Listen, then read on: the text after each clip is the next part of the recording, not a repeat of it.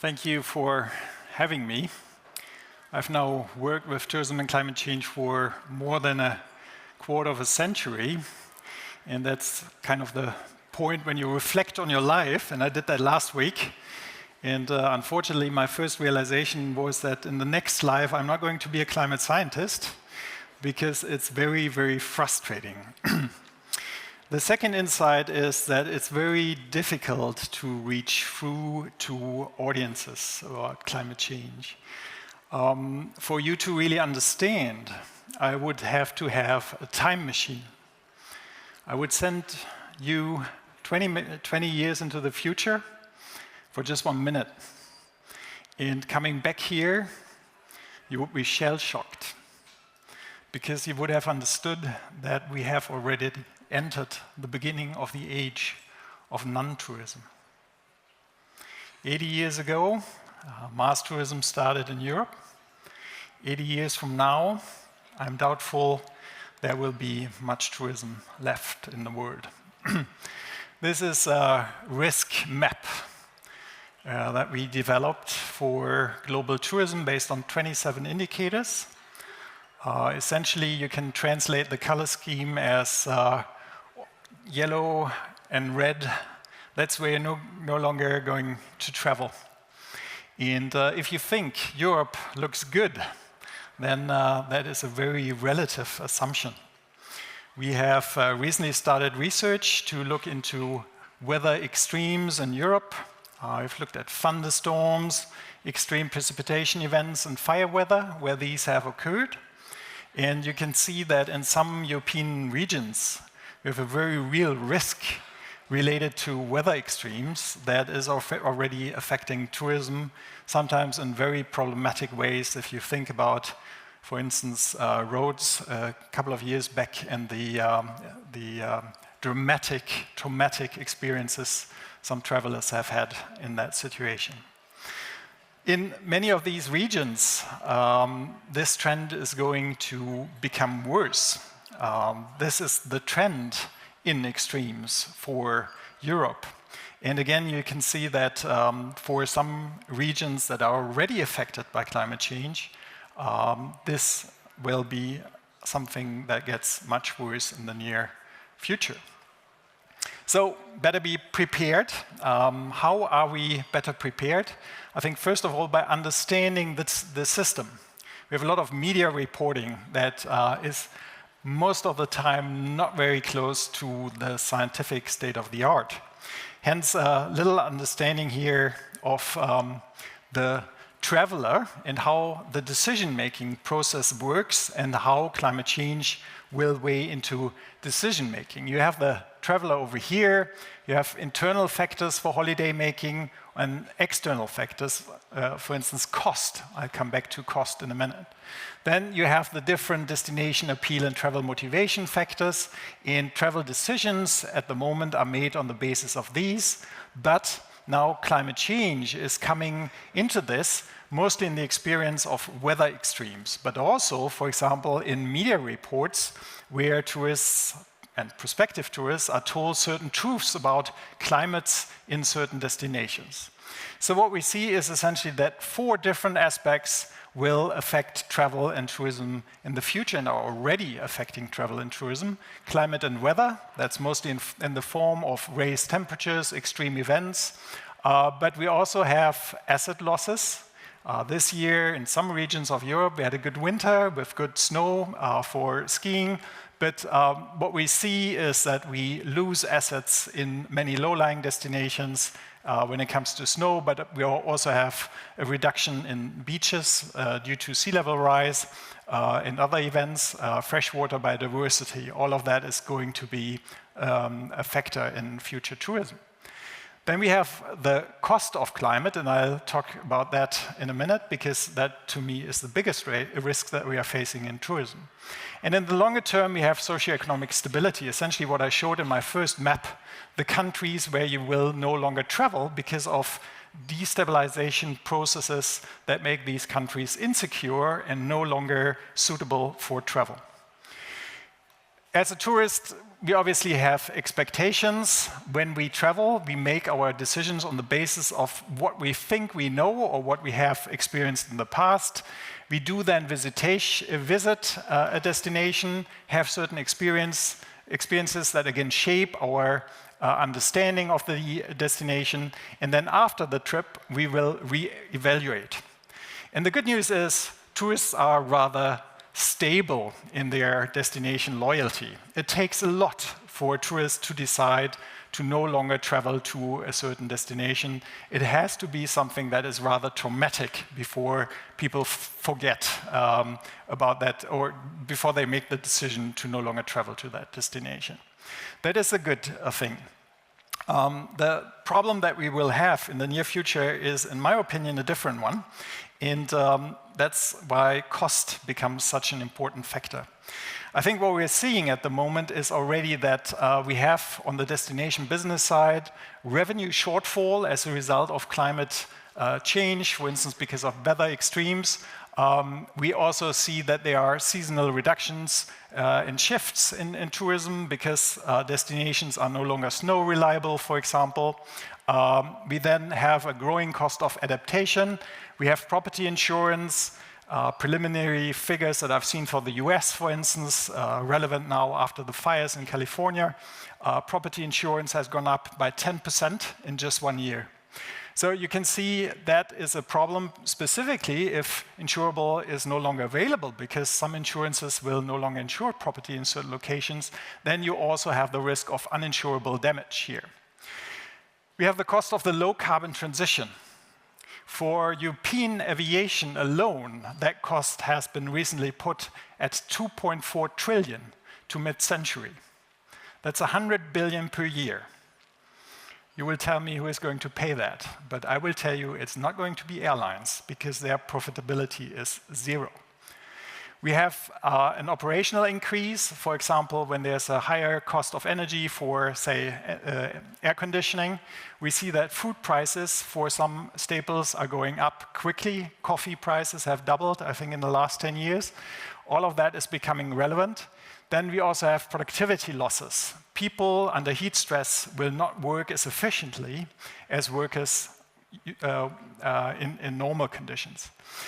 That cost has to be passed on, at least partially, if businesses want to remain viable economically. And then tourists will also face new costs, such as travel insurance, and then you have a total cost increase that could become quite relevant already in the near future. I think it's already there, even though most people say at the moment we will rather save on money elsewhere than on travel. But we will reach the point where that is no longer an option. So the cost is, in my opinion, the major factor that we are going to face in the near-term future when we talk about climate change. It's not going to be weather extremes, because these are not, as yet, very frequent and distributed evenly. They will become relevant in specific locations for specific lengths of time. In the longer term, we also have the loss of assets. We talked about snow, beach. There's now a number of studies on beach reductions because of sea level rise. And that will also threat quite a lot of tourism destinations, because obviously beaches are quite central. In other areas, we have huge losses in biodiversity. Diving tourism, also something that has become increasingly important for destinations, might be affected by that. You want to see a colorful reef, not rubble, and that will be something that also becomes more relevant. And then in the longer term, we have the socioeconomic stability issue that I talked about. The big difficulty is now to sort of present this in a way that makes sense to you. So I've tried to squeeze this all into one slide, but we need to talk about different time frames. We always talk about climate change as if that was something that will occur soon or at some unspecified point in the future. So I think it's important that we move towards decades as a marker as to when events will occur. And as you can see, I have tried to summarize this for the 2030s. You can look at this later in more detail if you want. This is under publication with Daniel Scott. We are trying to figure out what is going to happen when these aspects will become relevant. Can't go into detail, but just to give you an understanding as to when instability will occur and which aspects of the tourism system will be affected.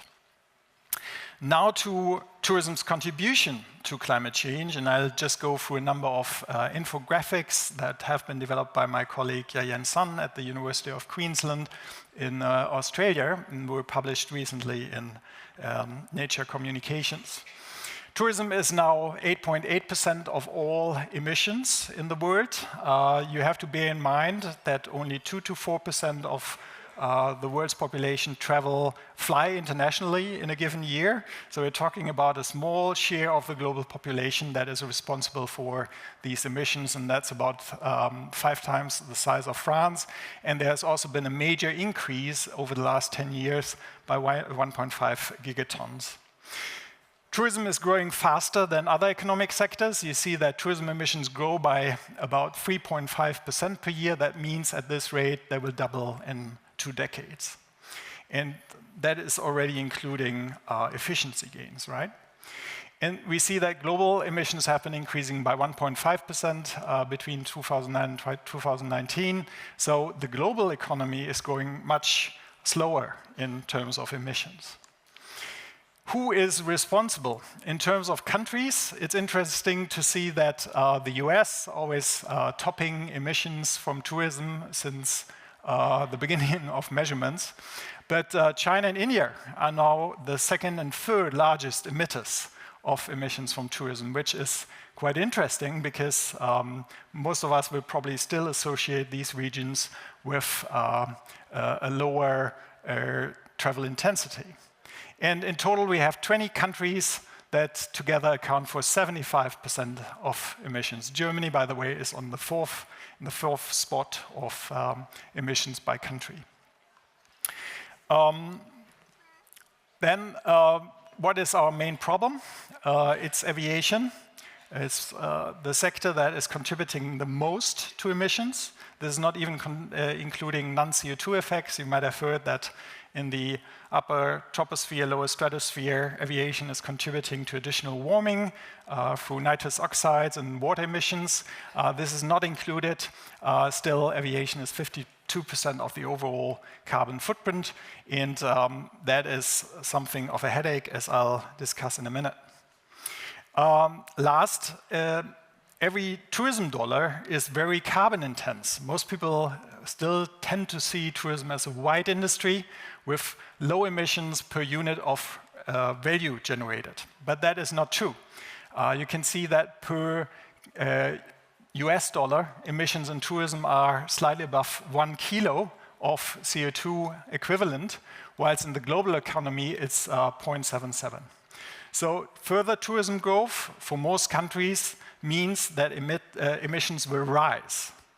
There have been some studies suggesting the opposite, but at the global scale, this is not true. At this point, I had to decide what to talk about. And most of the time, we want to talk about the measures that we should all take, like how could we reduce emissions on tourism? And I decided it's not really something that advances the issues. So I decided to instead talk about the systemic or structural barriers that we have in the system as to why we are not making progress on emission reductions. And what I came up with is something that is probably a bit different from what you expect here. But there's 4 major issues that I think are barriers, transition barriers in the mitigation gamble. Petromasculinity, techno-optimism, boosterism, and network capital. And what do these mean? Let me elaborate. Petromasculinity is not male versus female. It's rather the way of gendered thinking that forecloses radical action. And if you look at the key aspects of petromasculinity here, it's that fossil fuels act as power and identity. Looking over the Atlantic, think I can say that without becoming political, will tell you what I mean. We have reactionary politics and also gender backlash associated with emissions. We even did a paper on this in the context of aeromasculinities. But if we counted this audience, I'm sure there is a greater share of female views in this audience being interested in climate change than male. And if you look at the CEOs of our global institutions, I think it's clear that climate change is not high on the agenda, and I would propose that it's also linked to patriarchomasculinity. So we have to rethink even from a gender perspective when we talk the future. The second is techno-optimism. Technology optimism, techno-optimism. I've done a lot of research on this. This is from a recent publication that you will have to read in detail in order to get a better understanding. But essentially what you're seeing here is the development of global aviation depicted in different key performance indicators. And one thing that people often talk about, sorry, I wanted this one, is the development of emissions per revenue passenger kilometer, because that shows that over time, aviation has become vastly more efficient. That is what people love to talk about. They do not talk about the global growth of emissions, and this was 2022, we are now back here, which is our real indicator of progress on climate change, because the climate system is not interested in relative efficiency gains. What we need to look at is total emissions, and you can see that we are totally not on track when it comes to that.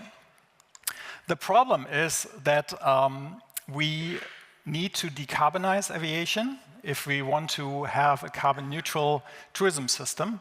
But the current cost of using 100% sustainable aviation fuels is 200 times greater than the profitability of the aviation sector.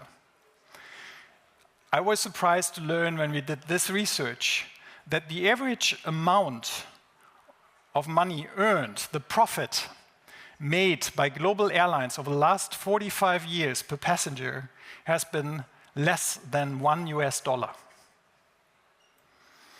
With that profitability, you cannot restructure a system that for Europe alone is projected to cost 2.4 trillion over the next 25 years.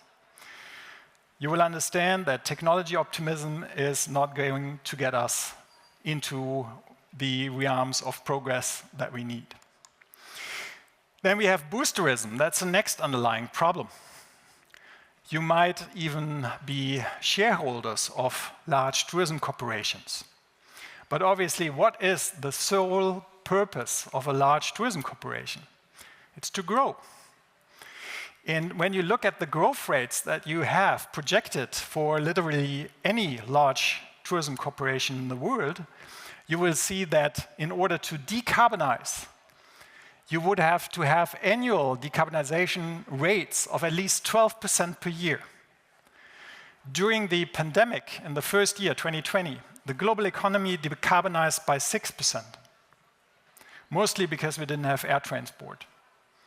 How are you going to achieve 12% if global corps continue to grow?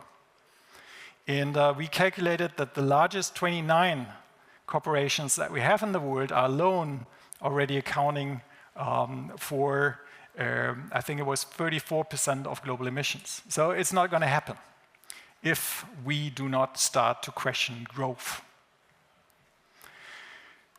And last, boosterism, or this is part of the picture here, actually, of boosterism. This is another study we did on NTOs, National Tourism Organizations, and where they do marketing. I see that, unfortunately, the outlines of the world map have disappeared here. But what you can see is that, essentially, Canada is doing marketing in these countries. I think the most marketing-intense country in the world is Spain. 33 different countries. Sweden was one with only 6. we try to blow up our tourism systems. And very often, it's long-haul markets because these are perceived to be important. Indonesia, Brazil coming up, that's where NTO managers seem to think that most of the money can be made by bringing tourists into a national economy. Unfortunately, this also means that emissions are going to rise. So we have to rethink on this basis. Then last year, network capital. And it's another thing that is quite important. I've chosen here travel influencers. We have recently checked that the 100 most important travel influencers in the world reach out to about 100 million people.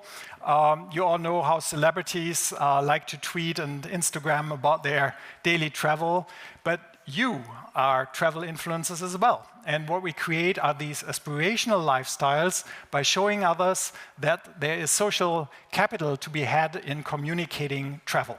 But that is a driver of growth as well, obviously. So we have different processes here that are barriers to progress, and I think we have to start digging at the most fundamental level to understand where we are. And unfortunately, I'm not seeing that our global supranational organizations, from the World Economic Forum, in my opinion, largely meaningless report on the future of travel, but you might think otherwise, to ICAO, UNWTO, they are not advancing these issues fast enough and with the ambition that we need. But obviously, this goes for all of us. We want the system to change, ignoring that we are the system. So I hope that all of you will make more of a contribution, even though I don't have a time machine to take you into the futures that would make you change your minds. Thank you.